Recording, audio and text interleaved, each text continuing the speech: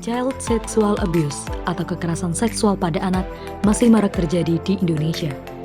Ada banyak sekali faktor yang mempengaruhi tingginya angka kekerasan seksual pada anak. Dan untuk mengetahui lebih lanjut tentang child sexual abuse, kita simak tayangan berikut. Adapun hukum yang mengatur tentang kekerasan seksual pada anak, yang pertama, ada Kitab Undang-Undang Hukum Pidana atau KUHP. Yang kedua, ada Undang-Undang Nomor 23 Tahun 2002 tentang Perlindungan Anak. Yang ketiga, ada Undang-Undang Nomor 23 Tahun 2004 tentang Penghapusan Kekerasan dalam Rumah Tangga. Dan yang terakhir, Undang-Undang Nomor 11 Tahun 2012 tentang Sistem Peradilan Pidana Anak. Menurut Siti Arifah dalam jurnal ilmiah yang berjudul Sikap Masyarakat Terhadap Kekerasan Seksual pada Anak, sebanyak 86,01% menolak tentang adanya kekerasan seksual di Kabupaten Cilacap. Tetapi, para responden tidak mengetahui bagaimana cara menangani korban karena pihak keluarga tidak pernah ada yang mengalami kekerasan seksual. Berdasarkan Konvensi Hak Anak PBB 1989, ada 10 hak anak yang harus dimiliki. Salah satunya adalah hak perlindungan, di mana hak perlindungan ini harus dimiliki oleh seluruh anak di Indonesia. Di mana hak perlindungan ini terdiri dari perlindungan dari kekerasan, diskriminasi, eksploitasi, dan keterlantaran.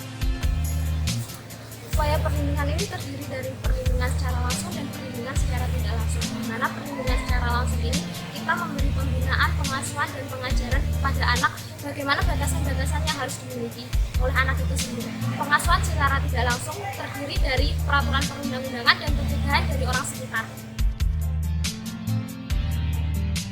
Upaya perlindungan terhadap anak korban kekerasan seksual perlu dilakukan secara kontinuitas dan berkelanjutan.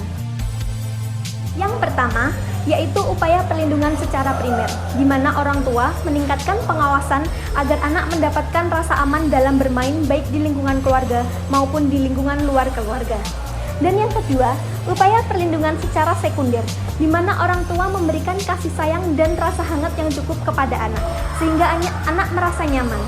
Dan yang terakhir, upaya perlindungan secara tersier, yaitu anak yang mengalami korban kekerasan seksual atau pelecehan seksual mendapatkan pelayanan baik dari lembaga-lembaga untuk mengobati rasa traumanya dan mengatasi segala rasa ketakutannya akibat menjadi korban pelecehan seksual.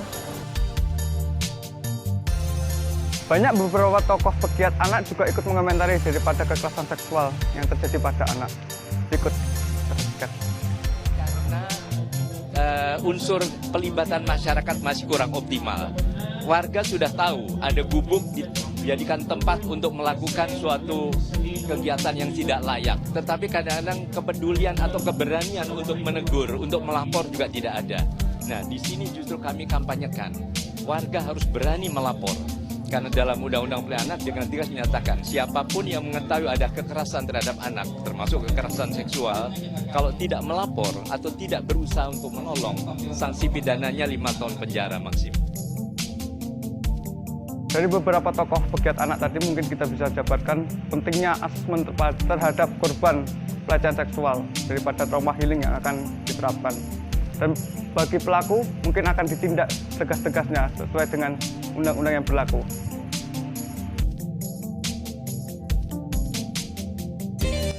Dalam kasus pelecehan sosial terhadap anak, penyelesaiannya dapat dilakukan dalam lingkungan keluarga dan lingkungan masyarakat sekitar.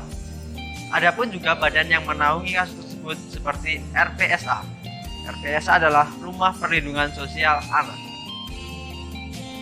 RPSA adalah Rumah Perlindungan Sosial Anak, di antaranya RPSA Muhammadiyah Bandung, RPSA Bima Sakti Batu, RPSA Satria Batu Raden Purwokerto, dan Yayasan Sayangi Tunah Cilik.